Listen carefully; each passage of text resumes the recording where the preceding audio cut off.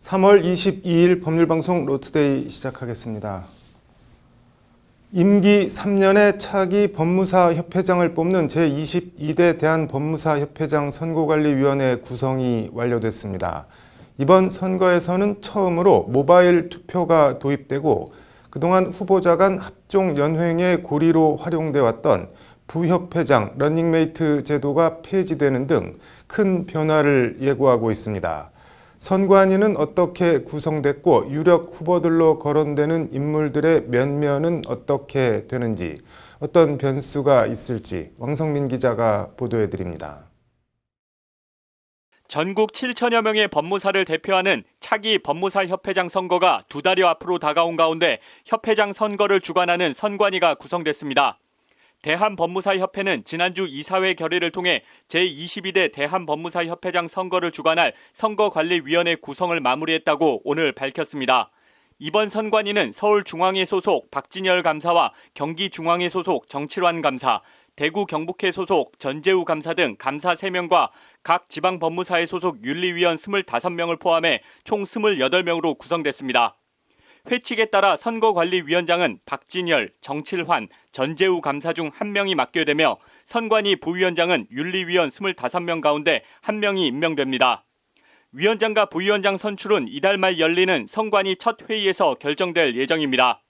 선관위는 이번 협회장 선거에서 처음 도입되는 모바일, 전자투표의 구체적인 시행과 적용 방식도 결정합니다. 특정 날짜를 정해 투표해온 변호사회 선거와 달리 법무사협회장 선거는 한 달여에 걸쳐 전국 18개 지방회별로 진행되는 수기투표를 마지막 날 총합하는 방식으로 진행돼 왔습니다. 지방회별 수기투표와 함께 그동안 협회장 선거에 이합집산 고리로 활용돼온 러닝메이트 제도도 이번 선거부터 폐지됩니다. 투표 자체가 간소화되는 만큼 협회장 후보의 개인 역량과 자체 세력이 선거 결과에 미치는 영향이 그전보다 훨씬 더 중요해질 것으로 전망됩니다. 관련해서 재검표가 불가능한 모바일 투표의 성격을 감안하면 공정성 시비를 차단하고 회원들의 의사를 효율적으로 반영할 수 있는 투표 방법 마련을 위한 선관위 역할이 더 중요해진 측면도 있습니다. 수기투표가 폐지되는 지방회의 선거 참여 제고 방안 마련과 협조 강화 등 함께 풀어야 할 과제도 많습니다. 이런 가운데 차기 법무사협회장 선거는 검찰 출신과 법원 출신, 법무사 시험 출신 3파전으로 치러질 것이라는 관측이 많습니다. 구체적으로는 검찰 출신 김종현 현 서울중앙지방법무사회 회장과 법무사 시험 출신으로 직전 서울회장을 역임한 이남철 법무사, 법원 출신인 황승수 현 경기중앙법무사회 회장이 협회 안팎에서 차기 법무사협회장 후보로 자천, 타천 유력하게 거론되고 있습니다. 검찰 출신인 김종현 서울회장은 3년간 재직하며 법무사 직역 확대와 수호를 위한 실질적인 성과를 이끌어낸 점과 폭넓은 네트워크가 강점으로 거론됩니다. 법무사가 대한상사중재원 중재인으로 활동할 수 있도록 관철하는 등 뚝심과 추진력이 있다는 평가입니다. 제 생각엔 김종현 현 서울중앙회 회장님이 유리하시다고 이제 생각하는데, 법무사 업계 최초로 LH공사와 소유권 보전 등기 보수 협상한 게 누군지, 이런 걸 관찰한 게 누군지, 대한 상사중재원 60년 역사상 처음으로 법무사가 중재인이 된 케이스를 만들어낸 게. 검찰이나 법원, 전관 출신이 아닌 법무사 시험 출신인 이남철 전 서울회장은 시험 출신 법무사들의 탄탄한 지지가 강점으로 꼽힙니다. 거론되는 유력 후보들 가운데 유일한 50대로 각종 현안과 이슈에 대한 정책들을 패기 있게 밀어붙일 수 있을 것이란 기대를 받고 있습니다. 이남철 법무사님이 나이가 50대로 가장 젊고 또 오랫동안 업계 현안을 실천해 왔기 때문에 폭넓게 아는 분들이 많아서 지지를 가장 폭넓게 받고 있어서 가장 유력한 후보라고 생각합니다. 법원 출신인 황승수 현 경기회장은 잡음 없이 경기회를 이끌어오는 등 소통 능력이 돋보인다는 평가입니다. 노련하고 풍부한 회무 경력을 바탕으로 지방 회원들의 지지를 규합할 경우 다크호스로 치고 나갈 잠재력이 충분하다는 평가가 많습니다. 황승수 회장님도 유리하다고 봅니다. 왜 그러시죠? 지방회장직 수행하시는 동안에 대가 없이 잘 수행했다고 봐지고요. 회원들을 위해서도 굉장히 노력하는 모습들이 아마 좀 좋은 평가를 얻지 않았나 생각합니다. 이런 가운데 장고를 거듭하고 있는 최영승 현 법무사 협회장이 재선에 출마할지 여부가 이번 선거 최대 변수가 될 것이란 데엔 협회 안팎에서 이견이 없습니다. 재선 출마 여부가 판 자체를 뒤흔들 파괴력이 있는데 여러 경우의 수를 놓고 심사숙고를 거듭하고 있는 최영승 협회장이 최종 어떤 판단을 내릴지 주목됩니다. 법률방송 왕성민입니다.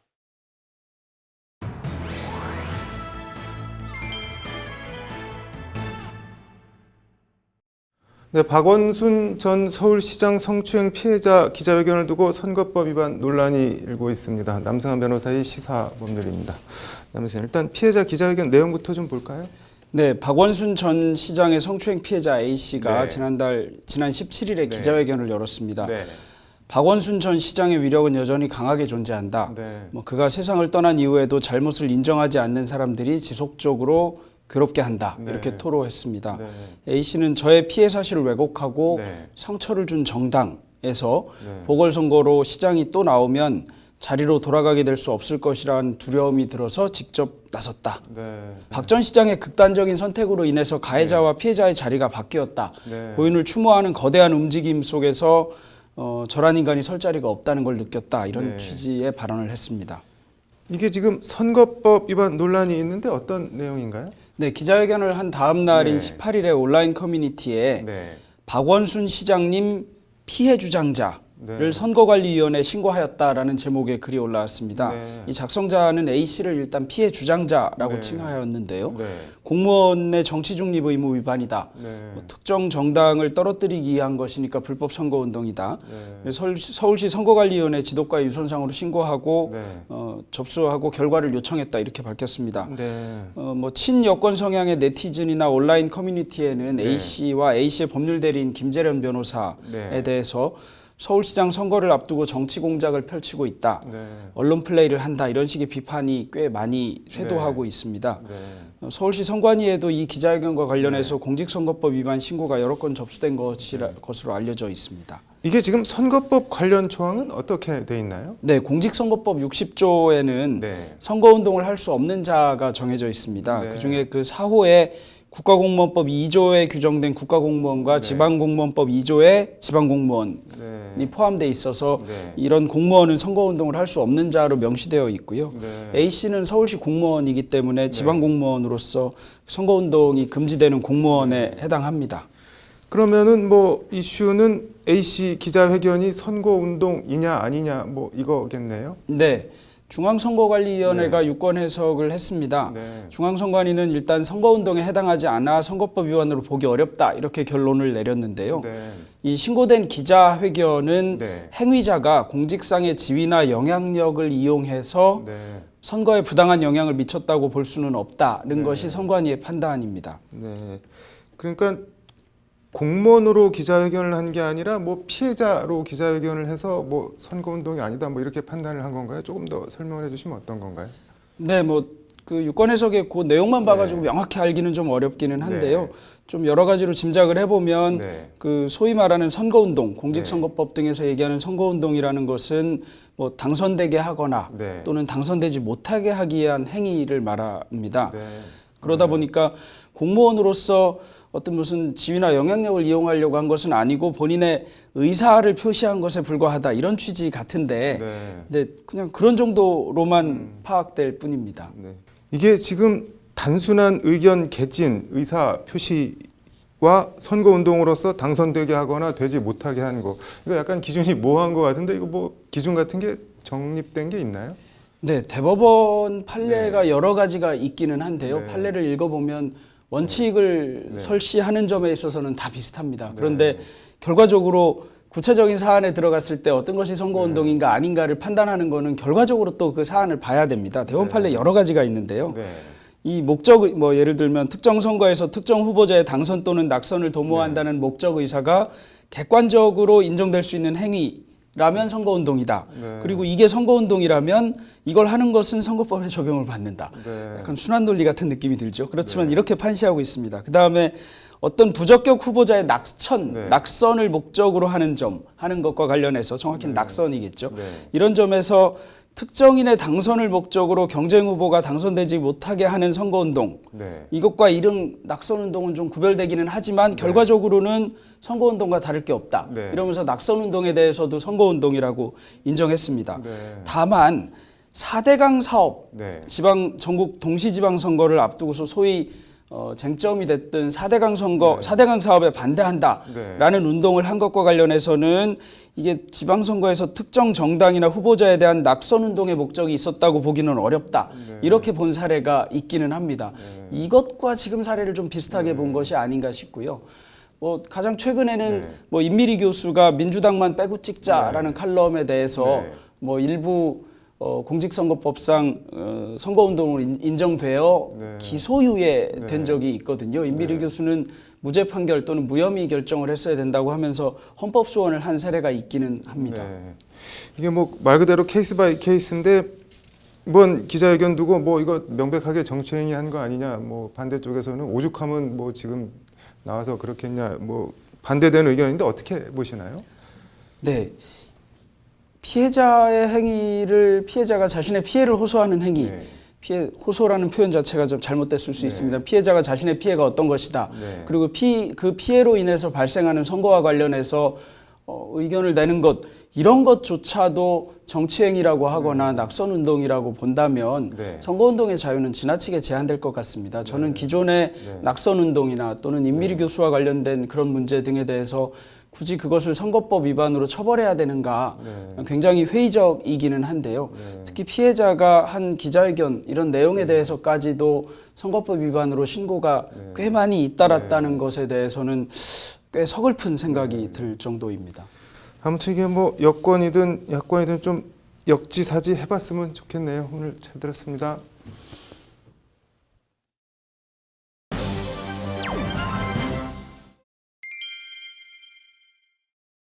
네, 일상생활에서 부딪힐 수 있는 법률 문제를 법제처 생활법령정보와 함께 알아보는 알쏭달쏭 솔로몬의 판결. 오늘은 SNS 계정 프로필 상태 메시지와 명예훼손 얘기해보겠습니다. 신세아 기자 나와 있습니다.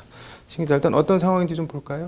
네, 초등학생인 김지훈 군은 같은 반 학생이었던 이 박준서라는 군에게 따돌림과 괴롭힘 등 지속적으로 학교 폭력을 당해왔는데요. 그래서 이 사실을 알게 된 이 김지훈 군의 엄마 이가희 씨가 학교에 이제 신고를 했고 그 결과 이제 가해 학생인 이 박준서 군은 피해 학생에 대한 접촉 보복 행위의 금지와 또 교내 봉사 조치를 받게 됐습니다. 하지만 이 김 군의 엄마 이 씨가 이런 학교 처분에도 좀 분이 풀리지 않아서 자신의 카톡과 페이스북 등 개인 SNS 계정 프로필에 학교폭력범 아웃, 접촉 금지라는 이제 글과 또 주먹 모양 이모티콘을 설정해 놓은 건데요.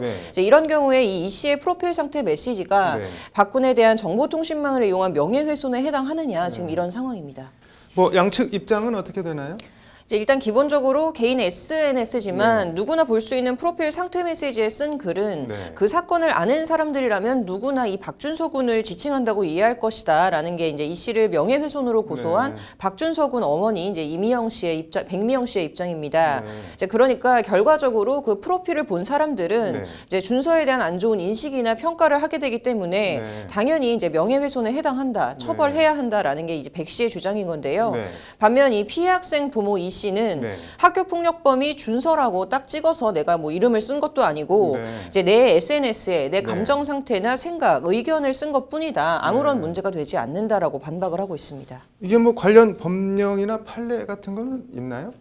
네, 정보통신망 이용 촉진 및 정보보호 등에 관한 법률 제70조 제1항은 사람을 비방할 목적으로 정보통신망을 통해 공공연하게 사실을 드러내 다른 사람의 명예를 훼손한 자는 3년 이하 징역 또는 3천만 원 이하 벌금에 처한다고 정하고 있습니다. 그래서 이 규정에 따른 범죄가 성립을 하기 위해서는 피해자가 특정된 사실을 드러내서 명예를 훼손을 해야 되는데요. 즉 피해자가 특정이 됐느냐 또 사실이 특정이 됐느냐 두 가지 요건을 충족을 해야 하는 겁니다.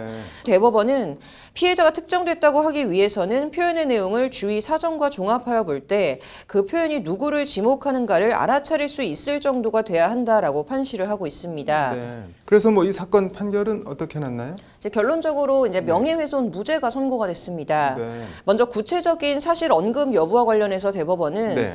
피고인은 학교폭력범 자체를 표현의 대상으로 삼았을 뿐 특정인을 학교폭력범으로 지칭하지는 않았다라고 판시를 했는데요. 네. 학교폭력이 심각한 문제로 대두되고 있는 우리 사회의 현실, 또 초등학생 자녀를 둔 피고인의 지위 등을 고려하면 피고인이 학교폭력범이라는 단어를 사용했다고 해서 실제 일어난 학교폭력 사건에 관해 언급한 것이라고 단정할 수는 없다라는 게 대법원 판단입니다. 네. 또 이제 구체적 사실이 적시가 됐냐라는 여부에 대해서도 대법원은 네. 접촉 금지라는 어휘는 통상적으로 접촉하지 말 것이라는 의미로 이해가 되고 네. 이 사건 의결 등을 통해 피해 학생에 대한 접촉 금지 조치가 내려졌다는 사실이 반 학생들이나 부모에게 알려졌음을 인정할 증거가 없다라고 판시를 했고요. 네. 피해 부모인 네. 이제 이 씨가 자신의 개인 SNS 계정 프로필에 학교폭력범 접촉 금지라는 이 글과 네. 또 주먹 모양의 이모티콘을 설정한 것만으로는 네. 이제 가해 학생이었던 이 박군을 특정하는 구체적 사실을 적시한 건 아니기 때문에 네. 정보통신망법 위반 명예훼손죄에는 해당되지 않는다라는 게 법제처 설명입니다. 이게 뭐 학교 폭력 가해 사실은 다 까먹었는지 이걸 명예훼손으로 고소할 일인지부터 좀 돌아봤으면 좋겠네요. 오늘 잘 들었습니다. 네, 이어서 법조계 소식 전해드리겠습니다. 박범계 법무부 장관이 한명숙 모해 위증 의혹 사건을 대검이 재차 무혐의 결정한 데 대해 수사 지휘 취지가 제대로 반영된 것인지 유감이라고 밝혔습니다. 박 장관은 대검 결정을 제19 감싸기라고 비판하면서도 재수사 지휘를 하진 않겠다는 입장을 밝혔습니다. 초고층 아파트 외벽 빛 반사 피해로 일상생활이 크게 불편해졌다며 인근 주민 34명이 낸 소송에서 대법원이 1인당 132만 원에서 678만 원을 시공사가 배상하라는 판결을 확정했습니다. 대법원은 태양 반사광으로 인해 참을 한도를 넘는 생활 방해가 있다며 이같이 판시했습니다. 발병 원인이 업무와 직접 관련이 없더라도 과로와 업무 스트레스가 질병을 악화시켜 사망했다면 업무상 재해에 해당한다는 법원 판결이 나왔습니다. 서울행정법원은 아파트 경비원 유족이 낸 소송에서 스트레스와 과로가 심장병을 악화시켰다며 이같이 판결했습니다. 40억 원대 회사 돈을 빼돌려 회사를 폐업에 이르게 한 40대 대기업 협력업체 부장급 직원이 1심에서 징역 7년을 선고받았습니다. 재판부는 회사 자금 관리를 총괄하는 자리에서 거금을 횡령해 죄질이 좋지 않다며 15억 원을 변제한 점을 고려했다고 양형 사유를 밝혔습니다.